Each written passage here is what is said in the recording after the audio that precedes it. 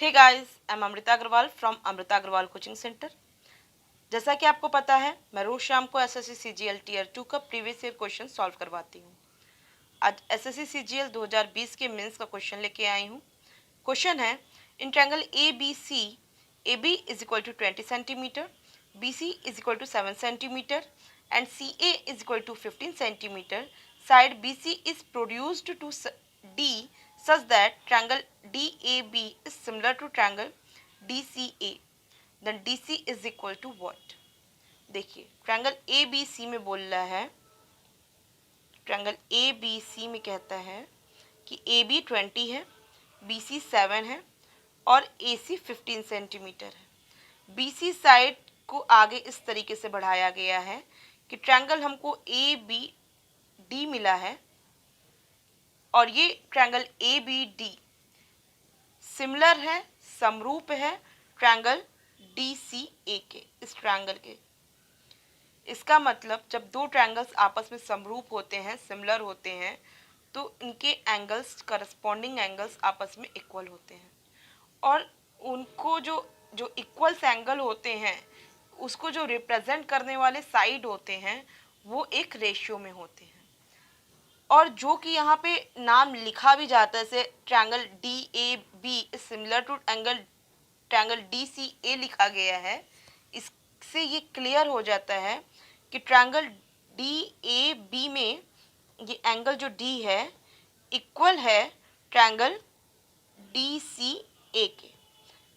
ये angle DAB के लिए भी वही होगा वैल्यू जो कि DCA के लिए होगा। ये तो आपको देखने में भी समझ में आ रहा होगा। दूसरा पॉइंट यहाँ पे जो आपको ध्यान देना है, D के बाद क्या बोला है? A बोला है। DAB में दूसरे बार बोला है A और DCA में दूसरे बार में क्या बोला है? C। मीन्स DAB में ये जो एंगल A रिप्रेजेंट कर रहा है वो इक्वल होगा DCA के इस एंगल से। मीन्स जो ये एंगल की वैल्यू होगी वही इस एंगल की वैल्यू होगी। क्लियर? तो इसको रिप्रेजेंट करने वाले जो साइड होंगे, इस एंगल को रिप्रेजेंट करने वाला साइड क्या होगा? AD होगा और इस एंगल को रिप्रेजेंट करने वाला साइड क्या होगा? BC होगा और ये एक रेशियो के फॉर्म में बनेंगे। उसी तरीके से ट्रायंगल DAB में थर्ड पॉइंट पे B आता है, तो DAB में ये B पे बना हुआ एंगल इक्वल होगा DCA के, लास्ट में A बोला, DCA ट्रायंगल के इस A एंगल से। मीन्स ये एंगल इस एंगल के इक्वल होगा। तो इस B को रिप्रेजेंट करने वाला साइड क्या होगा? AD और इस एंगल को रिप्रेजेंट करने वाला साइड क्या होगा? CD।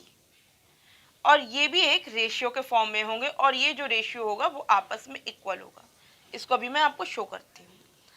Angle D, triangle DAC में ये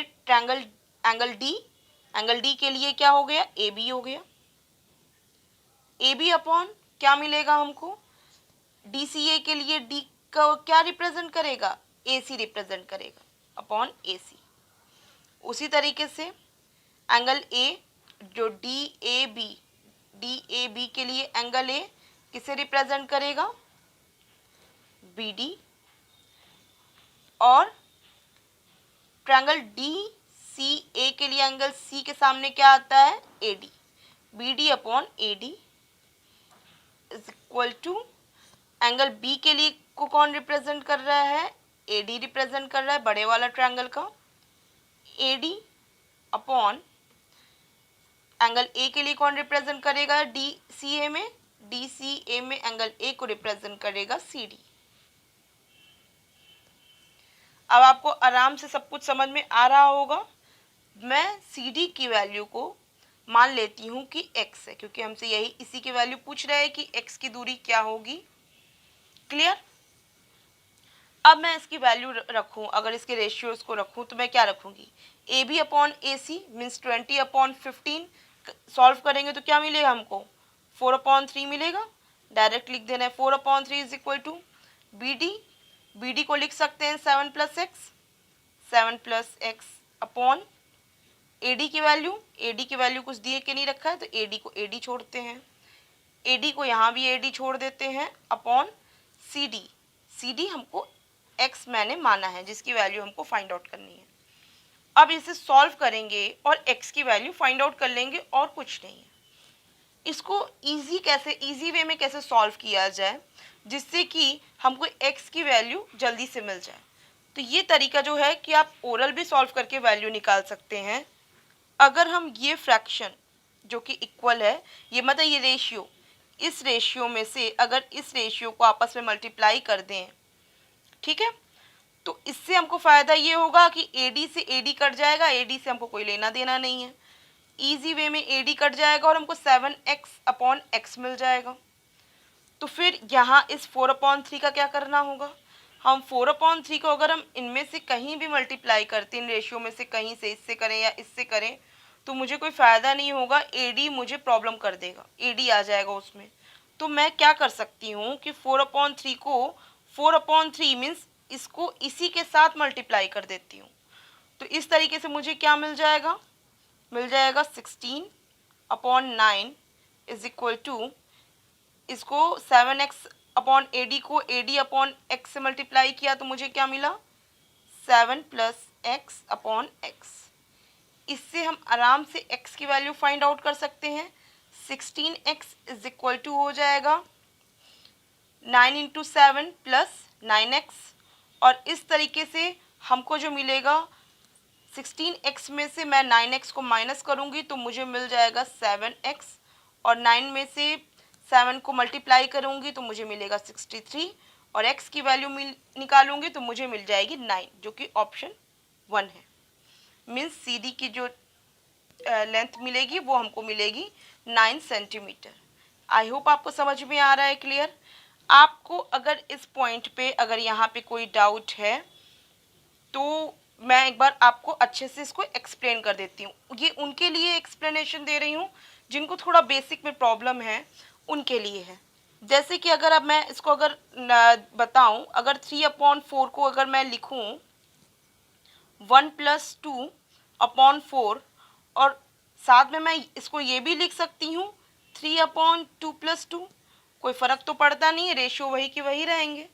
और इसको इसके साथ अगर मैं मल्टीप्लाई कर दूं तो मुझे क्या मिलेगा, अगर इसको मैं इसके साथ मल्टीप्लाई कर देती हूँ तो मुझे मिल जाएगा 9/16, और ये वही होगा जो इसका स्क्वायर की वैल्यू होगी। इसका मतलब क्या है कि मैं रेशियो में जब जो रेशियोज आपस में जब इक्वल के फॉर्म में हो तो मैं ईजिली इसे मल्टीप्लाई कर सकती हूँ, इसके साथ इसको मल्टीप्लाई कर दूँ, साथ में चाहूँ तो इसको भी मल्टीप्लाई कर दूँ। बस मुझे ध्यान ये रखना है कि जब मैं इक्वल करूँगी तो दूसरा पैटर्न जो ये है, ये या तो उसका अगर मैं इसको ऐसे बस एक बार मल्टीप्लाई कर रही हूँ तो इसका स्क्वायर करना पड़ेगा, और मान लीजिए मैं किसी और के साथ इसको किसी और इक्वल रेशियो के साथ मैं इसके साथ मल्टीप्लाई करूँ तो इसका क्यूब करना पड़ेगा। मान लीजिए अगर मैं इसको ये कर दूँ 3/3 + 1, और इसको इन तीनों को आपस में मल्टीप्लाई कर दूँ तो ऐसे केस में मुझे क्या करना पड़ेगा 3/4 का क्यूब करना पड़ेगा। अकॉर्डिंग टू सिचुएशन, अपनी सुविधा के लिए कैलकुलेशन को ईजी करने के लिए मैंने ये वर्क किया है। ये रेशियो का ये बहुत ईजी रूल है जो कि आपने स्कूल में पढ़ा होगा। मैंने आपको एक्सप्लेन किया कि बहुत से स्टूडेंट्स की थोड़ी बेसिक ख़राब होती है, उनको ना प्रॉब्लम हो, और बाकी ये क्वेश्चन तो बहुत ईजी और बहुत इंटरेस्टिंग था। आई होप आपको समझ में भी आया होगा और इसे कैलकुलेशन में भी बहुत मज़ा आया होगा। और अगर आपको कोई डाउट है तो कमेंट बॉक्स में लिखिए।